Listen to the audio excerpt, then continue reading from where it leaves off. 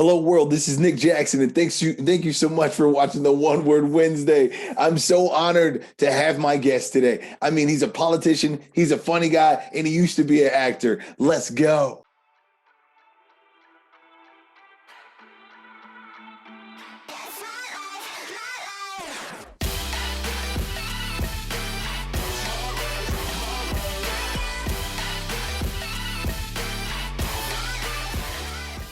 This is Nick Jackson, and I'm here with an old friend of mine. Man, I remember this guy. He was an actor. He was a quiet guy in school, but now he's a city councilman. Please tell the world who you are. Who are you, sir? Well, yeah, I'm Andy Bateman. I am a Loveland, Ohio City Council representative, recently elected. But I'm really, I'm a son, a husband, a father, a brother, a friend. I think personal relationships are really the currency that you measure your life at, and I really value those. I don't have a tremendous amount of like a huge vast social network, but it's close knit, and I really appreciate you inviting me to come on, Nick, and I certainly consider you to be an old friend, somebody that you're close with when you can pick up the phone and years have gone by and it's just like no time has passed. You can pick up exactly where you left off, and those relationships, truly authentic relationships, are the ones that I cherish the most. Absolutely. I got a question for you, Mr. Council Member. So right now, there's crazy stuff going on online. There's stuff that's been crazy going on in our country. Today, we're talking about moderation, right? And being moderate, right? Now, how do you, with all the things, and I know as a city council person, you probably get stuff being thrown at you left and right. How do you stay in the middle for everybody? Well, I believe, I really truly believe that, in the power of compromise, consensus, collaboration. I mean, those are really important principles for me. I'm not big on conflict. And so I have a natural tendency to try to reduce conflict whenever possible. And so some tools I use to do that are try to find consensus, try to collaborate, hear what the other person is saying, try to understand, their contention points so that you can work to move them closer to the opposition point of view. I mean, you can't do this with everything. Some people have firmly held beliefs that they're never going to give ground on, and that's fine. I think you have to be able to accept those as their firmly held beliefs that they're never going to give ground on, Right. Yeah. I really don't appreciate when people try to change someone's perspective by like banging their head against a wall, because that's just going to create tension and resistance to change. It's not listening, it's trying to persuade, almost to the point of overkill. Right. But I wouldn't say trying to stay in the middle, but just understanding that I think that's where real progress can live, is when you're working towards common ground where you might be starting from opposing points of view, but in order to achieve an objective, you have to give a little. Each side has to give a little, and I think that's just, for me personally, that's something I believe in, is the value of negotiation. It's the value of coming to an understanding. So I don't necessarily look at it as going to the middle, but. Right. I was just thinking, because you're a family man now. When I knew you, you were a high school guy, funny guy. You were writing scripts and stuff like that. That was kind of your jam. Now, as a family guy, how do you find this in your household? I mean, you have kids, right? Mm-hmm. Yes. So, do your kids watch the news? How are you encouraging them to be moderate? Like, how do you stay in a positive place with all the things that they might be able to see? Well, I bring up things, my wife and I talk a lot about current events, and, me, I'm kind of a news junkie in a lot of ways. So, I am following up on things, but I don't like to try to take a position, from the media I read or consume, because a lot of it does have opinions baked into it, whether you are aware of it or not. Or whether you're even seeking it or not, it's going to be in some way biased. So I try to, again, look at both sides of a story and understand a little bit about what I'm reading.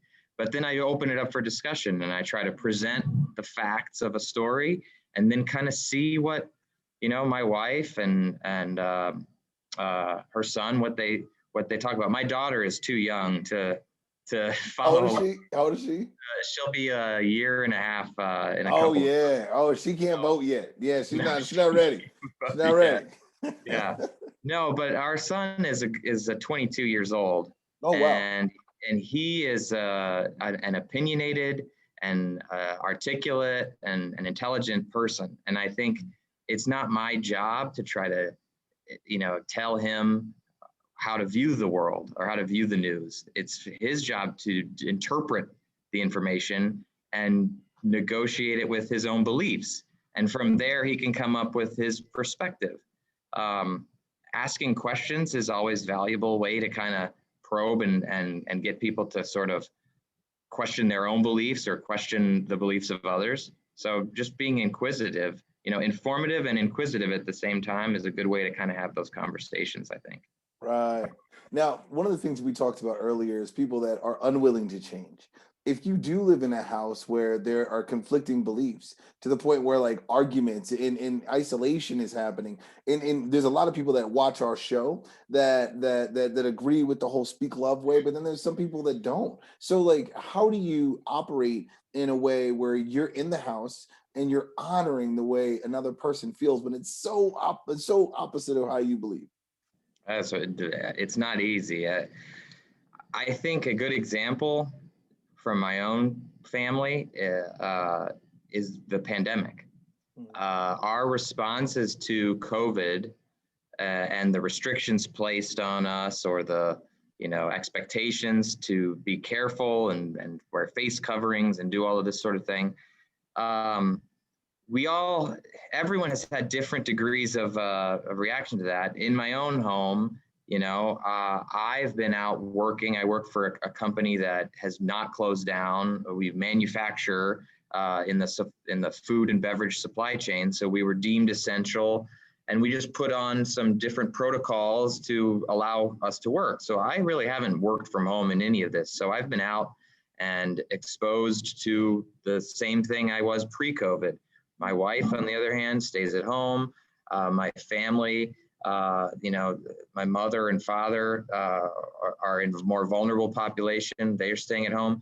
So, my wife had different perspectives about safety protocols and expectations. And I was a little bit more, I don't want to say, I wasn't necessarily as worried, I suppose. And we had some intense discussions about what was appropriate. And I had to hear from her concerns, and I had to pretty much take them on as my own, because my approach to this was affecting her, and therefore it was affecting our family. So I couldn't just say, well, I don't think, as long as I take care of myself, that nothing else matters. That's not, that's not the right way to go about this. So I had to listen to her worries about safety for our family, for my parents and her parents' family. Just to sum it up, I took it as my personal opinion was, with the pandemic, we needed to balance personal responsibility and personal freedoms with public safety. And you just had to kind of come and find a way to basically work within those two things. And as long as you sort of had both of those things in mind, you probably would be doing the right thing. But if you are skewing on one side or the other, you might be putting others at risk by assuming too much personal freedom, too much personal responsibility, and saying, I don't need to wear a mask. I'm fine. I'm in perfectly good health. It wasn't just about you in this case anymore. But if you go too much about worrying about the public safety side of things and start sort of buying into a lot of the maybe I don't want to say scare tactics, but there was some fear early on about a year ago when this was happening. Oh yeah. It caused a lot of anxiety. You can really work yourself up into a frenzy when you're thinking about an invisible enemy that could attack you at any point. So I don't know if I answered your question, but to me, when you said that, that was a tough point in our household that really required some compromise. I couldn't just say, well, I'm taking care of myself. I don't need to be so worried about it. And then my wife said, no, you do, because you've got family depending on you. And so I gave Yeah. in a little bit. It's so interesting because I mean that's more about the pandemic and how we're dealing with basically our health in within our home and within our city. And then when I'm seeing these things and I'm watching the kids react to the rioting of earlier in the summer and the rioting here this winter, and when I'm dealing with individuals, it's very similar to how you describe the pandemic. I mean, there's people that are like, this is my right and this is my freedom. And then there's other people that are like, this is socially, this is how we all should change and this is how we all should be. But you're losing a little bit of that individual freedom when you do that. And these things go back and forth. It's so funny because you've always been an incredibly smart guy. And it's interesting to see you as an adult. When I remembered you as a kid, now you were smart, but you were kind of quiet. You know what I mean? Like, how do you deal with, like, are you an introvert? Are you an extrovert? How are you dealing with social stuff? How are you campaigning right now? Like, what does this look like for you? Well, I've been an introvert with extroverted tendencies. I think I read somewhere there's like an ambivert or something. It's Ambivert, like a yeah. hybrid personality type. And so, yeah, I definitely relate to that. I prefer, introspection, downtime. These are kinds of the things. I don't get a lot of that. I'm pretty busy, and so it's hard to come by. But that's when I like to wind down. It's more like, I need to be with my thoughts because my thoughts can tend to be jumbled and racing a lot. So I definitely need to be able to have that time to kind of sort through that. So exercise and stuff like that. Cycling is something I've gotten into over the last 5 or 6 years to really help. That alone time, with a physical exertion, component is really useful for me. But yeah, I mean, what you said about those relationships and trying to, rectify two opposing viewpoints or the juxtaposition of, the issues that we're facing. It's not easy. I definitely sometimes struggle with folks need to be right, not just their need to be heard, but their need to be right. Um, I see a lot of middle ground and a lot of gray area, and there's a lot of back and forth that can be had on any number of topics. But sometimes you lose your message when you're insisting that you have the moral authority on something. I'm not suggesting that that isn't worth holding firm to, but that's something to be held personally. It doesn't necessarily have to be like, I guess the word I would say is like enforced, in some respect, that not only is my opinion valid, everyone's opinion is valid. It's a firmly held belief, right?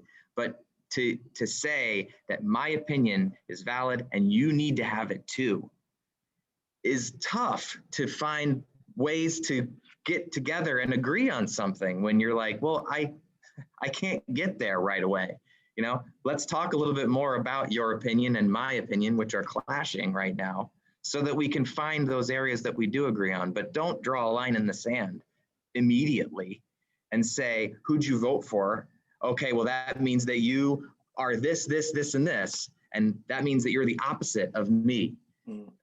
How can you come together when you're having those kinds of, starting points in those kinds of conversations? It just escalates very quickly to shouting matches, to dismissals, to belittling, the kinds of things that are really hard to overcome when you're trying to have personal conversations, personal relationships.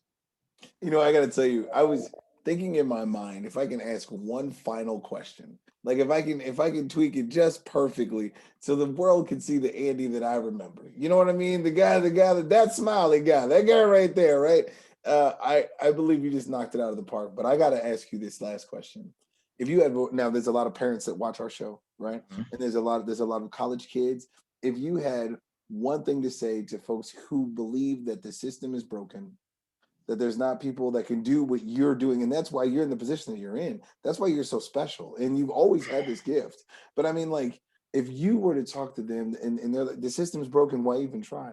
What would you say as your closing statement? Uh, well, I reject that statement 100% because the system is never perfect, right? The American government says, you know, in order to form a more perfect union, right? So it's like this striving to become better that exists in our form of government. And that means accepting the problems for what they are, you know, and trying to fix them. And if you just say, ah, you know, it's broken, the system's broken, I can't make change happen. I mean, it does seem that way. And when it's a single person up against a monumental task, it's pretty daunting. And I'd say it's kind of, you know, it's certainly tempting to say, I'd rather pursue other things than try to tackle this really intense problem. But if you're passionate about trying to find a solution to that really intense problem, you know, find a way in, whether it's through volunteering. You know, service is something that really inspired me over the last 10 years. You know, I was going through a career change and looking to find my place in the world. And I had a good job, but I wasn't so fulfilled by it. So I found volunteer opportunities in areas that I was passionate about. And just these little doors opening up that I didn't really know were going to lead to where I am today. But giving of my time and giving of myself allowed me entryway into these other areas where I feel like I am in a position now to actually at least um, start the journey to make change in my community as a elected representative of the folks that share my hometown. So get involved, I would say, in the things that you're passionate about, because, and even if it's not something that's your job, you know, one of the things, the pieces of advice that it's really simple, but it definitely helped me was as I was going through, you know, a career change and trying to find my way, probably about 10 or 12 years ago. Our boss, and our old boss, the guy who ran a restaurant where my wife and I met, you know, I still come in and talk to him, and I said, you know, I'm going through this trouble. I'm trying to find my passion. I'm trying to find a job that fulfills me. And he said, okay, you know, someone told me this once, and they said, you know, everybody talks about finding that dream job, that, you know, the job you have where it doesn't even feel like work, you know, and that's just a great dream to have.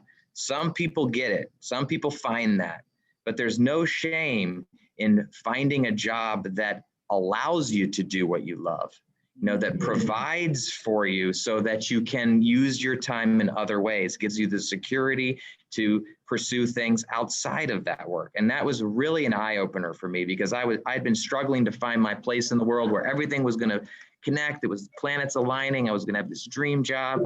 And, you know, I love my job, no doubt about it. But I also love all the things that it has allowed me to do, the things that I can do outside of my job that are involving, you know, city council, my relationship with my family, opportunities to travel, time to be able to do podcasts with old high school friends, you know. So relax, take the pressure off yourself a little bit, experience life, follow your passions, but don't be afraid, you know, and don't be dismissive, because every opportunity is something that you can learn from, and it will follow you into the next thing and the next thing and the next thing. I love that. Don't be afraid and don't be dismissive. If I could sum up that last question, that answer, don't be afraid and don't be dismissive. This is Nick Jackson with my old buddy, Andy Bateman.